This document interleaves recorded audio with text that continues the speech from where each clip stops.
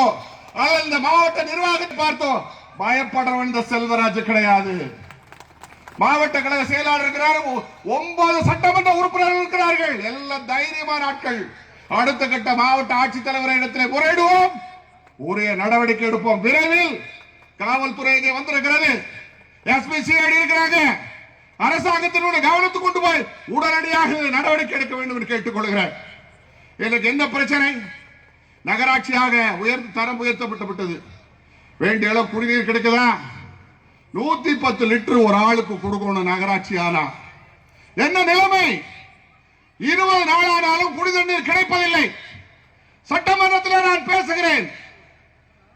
மாநகர நகராட்சியாக கூடலூர் தரம் உயர்த்தப்பட்டிருக்கிறது, வீரவாண்டி பேரூராட்சி இருக்கிறது, விழுச்சி ஊராட்சி இருக்கிறது, பக்கத்தில் இருக்கிற பெருநாயக்கம்பாளையம் நகராட்சி இருக்கிறது, பேரூராட்சி இருக்கிறது. இவற்றையெல்லாம் இணைத்து ஒரு புதிய குடிநீர் திட்டம் தாருங்கள் என்று சொன்னால் நகராட்சியாக உயர்த்தி இருக்கிற இந்த அரசாங்கம் அதை செய்ய மறுக்கிறது. இதற்கு மாற்று வழி இருக்கிறது. பில்லூர் 1வது குடிநீர் திட்டத்தின் மூலமாக இன்றைக்கு இந்த பகுதிக்கு திட்டம் குடிநீர் வழங்கப்படுகிறது. அந்த எடப்பாடியார் 3வது குடிநீர் திட்டம் கோயம்புத்தூர் கொடுத்திருக்கிறார். அதில் 27 MLD தண்ணீர் மிச்சம் இருக்கிறது.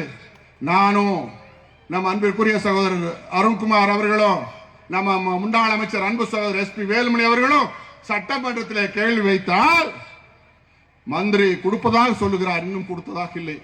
அப்ப இன்னும் 1 வருஷம் அவங்க ஆட்சி முடிஞ்சு நம்ம தான் மறுபடியும் வந்து உங்களுக்கு எல்லாம் மீண்டும் தண்ணீர் கொடுக்க வேண்டிய நிலை. இதற்கு மேலாக இன்றைக்கு முக்கிய பிரச்சனை இங்கே தெற்கலூர் இருந்து வந்திருக்கிறீர்கள், தெற்கு பாளையத்திலிருந்து வந்திருக்கிறீர்கள். யானையினுடைய தொந்தரவு மிக அதிகமாக இருக்கிறது. கடந்த வாரம் இங்கே ஒரு பெரியவர் வேலுசாமி கவுண்டர் நாயுடு அவர்கள் யானை அடித்து கொல்லப்பட்டார். சட்டமன்றத்தில் நானும் அன்பு சகோதரர் அருண்குமார் அவர்களும் நம்முடைய SP வேலுமணி சகோதரர் அவர்களும் கவனஈர்ப்பு கொடுக்கிறோம். நம்முடைய பகுதி மேற்கு தொடர்ச்சி மலையினுடைய அடிவாரத்தில் இருக்கிறது. வனவிலங்குகளின் தொல்லை அதிகமாக இருக்கிறது. யாருடைய தொந்தரையால பயிர்கள் நாசமாகிறது, மனித உயிர் சேதமடைகிறது. இதற்கு தடுக்க நடவடிக்கை எடுக்க வேண்டும். அகழியை வெட்டுங்கள், தொங்கு கம்பியை போடுங்கள் என்று சொல்லி கோரிக்கை வைக்கிறோம். அதையும் இந்த அரசு செய்ததாக இல்லை. அதற்கு மேலாக காட்டு பன்றியினுடைய தொந்தரவு, எப்ப பன்னி வருது எப்ப போகுதுன்னு தெரியல. பயிர்களை சேதமடைவது போல அந்த காட்டு பன்றி அந்தந்த பகுதியில் இருக்கிற புதர்களில் இருந்து வேகமாக ஓடி வந்து மனித உயிரையும் சேதப்படுத்துகிறது.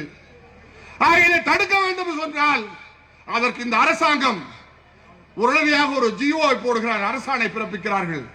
என்ன அரசாணை? 1 கிலோ வனப்பகுதியில் இருந்து 1 கிலோமீட்டருக்குள்ள இருந்தா அந்த பன்னியை விரட்டி ஓட்டணுமாமா. 2 கிலோமீட்டருக்குள்ள இருந்தா பன்னியை புடிச்சு கொண்டு போய் காட்டுக்குள்ள விடணுமாமா. 3 கிலோமீட்டருக்குள்ள இருந்தா அந்த பன்னியை சுடலாம். யாரு சுடுதுன்னா பாரஸ்ட்கார வந்துதான் சுடணுமாமா. அப்ப அந்த பன்னி பாரஸ்ட்கார வர்ற வரைக்கும் என் உயிரை எடுக்க போற பாரஸ்ட்காரன் காத்துட்டு இருக்குமா?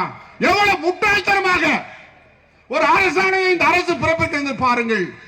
ஆகவே நாங்கள் கேட்பதெல்லாம் காட்டு பன்றி உள்ளே வந்தால் கேரள மாநிலத்தில் சுடுகிற அதிகாரம் அந்த விவசாயிக்கு இருக்கிறது. அதை நீங்கள் கொடுங்கள் என்று கேட்டால் இந்த அரசு மதிப்பதில்லை, இந்த அரசு யோசிப்பதில்லை. ஏனென்றால் வனம் என்றாலே என்ன தெரியாதவன் தான் வனத்துறை அமைச்சராக இருக்கிறான். பொன்முடிக்கு என்னவே ஒன்றுமே தெரியாது. அதுபோல மானின் தொல்லை, மயிலின் தொல்லை, எல்லா தொல்லைகளிலிருந்து விடுபட்டு விவசாயிகள் முன்னேற முடியுமே என்று சொன்னால் முடியாத சூழலில் தான் இருக்கிறது.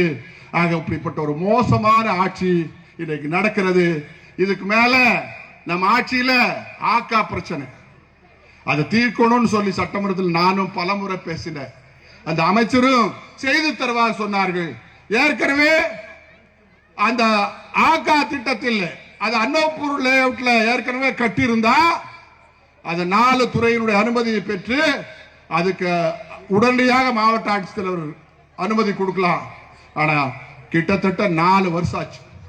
நம்ம ஆட்சியில் போட்ட ஜிஓ தேதியை மட்டும் மறுபடியும் நீடித்துக் கொண்டே இருக்கிறார்கள். இன்றைக்கு இந்த அரசு எந்த நடவடிக்கையும் எடுக்கவில்லை. இது மக்கள் விரோதமான அரசு. மக்களுக்கு எந்த நன்மையும் இல்லாத அரசு